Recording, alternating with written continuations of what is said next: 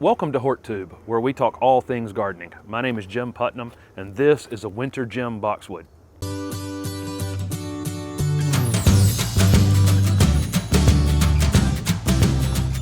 This is Winter Gem Boxwood. Winter Gem is a Japanese boxwood that's evergreen and is a moderately slow grower. Winter Gem Boxwoods can reach 4 to 6 feet in height and probably 4 feet in width.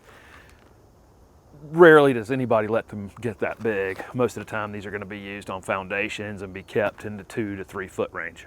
Like all boxwoods, Winter Gem is extremely cold hardy. These can grow in zones 5 all the way down to zone 9. Japanese boxwoods have become very popular very quickly, mainly because they're not as super slow growing as the English and the American boxwoods, which allows the nursery growers to produce them in a reasonable amount of time and quite a bit less maintenance on them for us. So we can actually send these out the door much less expensive than their English and American boxwood counterparts, but they are slower growing than Japanese hollies, and they're also deer resistant, unlike the hollies. All Japanese boxwoods would prefer at least a half a day sun, all the way up to full sun. I actually think these would grow best in probably 3/4 or 2/3 of a day full sun. I wouldn't consider this a plant that would like to sit on a brick foundation on the south side of a house in the south and cook all day long. I don't think it would be very happy there, but it also wouldn't be happy in the deep shade. So somewhere in between would probably be ideal for these. We can use these Japanese boxwoods in a lot of different ways. These can be made into topiaries. They're great container plants. They really excel on a foundation, especially if you have a low foundation where you weren't trying to keep evergreen shrubs less than 3 feet tall, because we just don't have a lot of evergreen shrubs that can be kept less than 3 feet tall, and they're slow enough growing that they're easy to maintain in that application, even 2 feet tall probably for an extended period of time. They're also great if you wanted to allow them to get 4 to 6 feet tall and be a border between you and a neighbor. This plant only adds about 2-3 inches of growth in the ground a year, so if you buy one this size, it's going to be a while before it's a screen, but it would make a fantastic screen if you're very, very patient. Japanese boxwoods do get a small white flower on the interior stems of the plant. It's really kind of insignificant. It's not something that's going to show up. It's really not grown for that. It's grown for this nice rich green foliage throughout the summer and its slow growth habit. Also in the wintertime, Winter Gem turns a bronzy color in the wintertime. One benefit of Winter Gem is it doesn't turn as bronze as some of the other varieties. A lot of these newer varieties, they're trying to keep them green year round, because the Japanese and the Korean boxwoods do turn bronze in the winter. I actually like it, and if it's in the right spot, it's actually quite beautiful. Of course, if it's up against a brick house, not necessarily, does a bronze color fit in there. So winter green is another variety that's supposed to stay a little greener than this one in the winter. If you have heavy clay soils, I would amend the soil with some pine bark soil conditioner, which is what we grow these in, and just mix that 50-50 with the clay that comes out of the hole. These are great in the clay. Boxwoods really excel in clay soils, but I always will mix in some pine bark, and that allows the soil's more aerated with it, and it allows water to pass through more easily. If you have very, very sandy soils and you're in more of a coastal area, then I would mix in some compost or some cow manure or some peat moss with that sandier soil just to hold a little more water in place. These are drought tolerant, very drought tolerant, but not extremely drought tolerant. So we're going to want to elevate these some when we plant them, and the way we're going to do that is we're going to dig the hole, the depth of this root ball.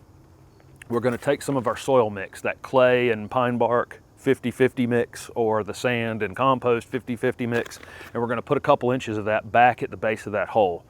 And then so when we pull our boxwood out of the pot, set it into the ground, it's actually sitting up a couple inches. Then we'll pull our soil up to the edge of that, tamp it down, water it in well, of course, and then lightly mulch these. Don't cover anything with mulch that's not covered when you purchase it. If you have pine straw in your area, I would probably use that on my boxwoods and not a really heavy layer of brown or red mulch. I don't think they would excel in a very thick layer of mulch that stayed too wet between waterings. Typically boxwoods are not going to be root bound when we purchase them, meaning the roots aren't going to be really, really tight inside the pot. The roots grow just as slowly as the top of this plant does. But if they are matted together a little bit, you can pull at them some after you pull it out of the container, and that'll make sure the roots are going outward into the soil instead of continuing to wrap around one another. Once your boxwood's in the ground, we'll want to water these in really, really well, and then let them dry out between waterings, whatever period of time that takes. You just go back and check them with a finger, dig down a couple inches near them, and see if it actually needs water. If it needs water, saturate the entire area around the plant, and then let it dry out again. We don't want to water this plant on some sort of daily schedule or weekly schedule. We want to water it because it actually needs water, and we want to wean it off water as fast as possible. We want to get it to root out and search for water in the surrounding soil. If you continue to water right at the base of this plant, it's not going to root out into the surrounding soil.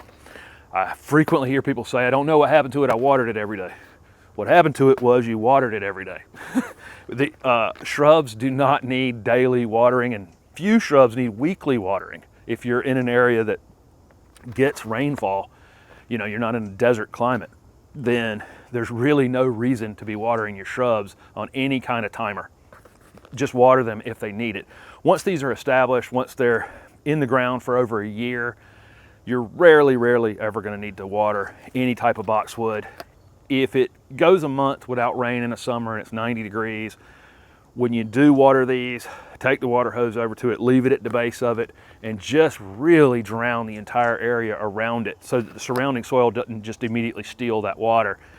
And that'll be beneficial to you. And then again, don't water them again. Just let it walk away, ignore them, and check on them again in a couple weeks. In terms of fertilizing your boxwoods, these are acid-loving plants, so any slow-release fertilizer for acid-loving plants is absolutely perfect. An azalea camellia rhododendron fertilizer or holly tone, both will be perfect for this plant. One application in the spring is probably all I would do. I don't think you'd get a whole lot out of it by doing it twice. It's going to grow slow no matter what. In terms of pruning your boxwoods of any kind, they don't need a lot of pruning or maintenance of any kind really, but you can prune them pretty much anytime you want to. If you're trying to keep them in a really tight ball, you'll probably end up doing it quite a bit more frequently because you'll get some spiky growth on the top of it. I kind of like that spiky growth, and so when I prune, I'll typically take far more off the plant than the level I'm trying to keep it. If I'm trying to keep it 3 feet tall, I won't repeatedly prune it to 3 feet. I'll actually prune it down to 2.5 feet, and that'll give me a couple years of growth where the plant looks like it's kind of supposed to look, which is, you know, some spiky new, this lighter green growth is quite beautiful, and that growth will be all the way around the plant if we allow it to grow for some period of time. In terms of insect or disease problems on Japanese boxwoods, if these stay abnormally wet, they are susceptible to root rot. If you'll follow my planting instructions about elevating it, you shouldn't have any problems unless you're putting it in a spot that just is boggy all the time, and that's just, this plant wouldn't be for you in those conditions anyway. In terms of insects, we'll see mites on boxwoods frequently. Usually that's going to be on a stressed plant. It's, you know, plants that have an issue already where they're overwatered or underwatered or stressed conditions for some reason or another or have been damaged. Typically we don't see a lot of chewing insects on boxwoods, and deer never really chew on boxwoods. It's one of the main features of growing boxwoods over hollies, is if you're in an area that have deer grazing, they're the perfect option for you to have an evergreen shrub. So what are you waiting for? Even you can grow the low maintenance Winter Gem Boxwood. Thank you for watching my video, and if it was helpful, please hit the like button and subscribe to my channel for future videos. Also comment below with any questions you have about boxwoods or any other leafy evergreens. Thanks again.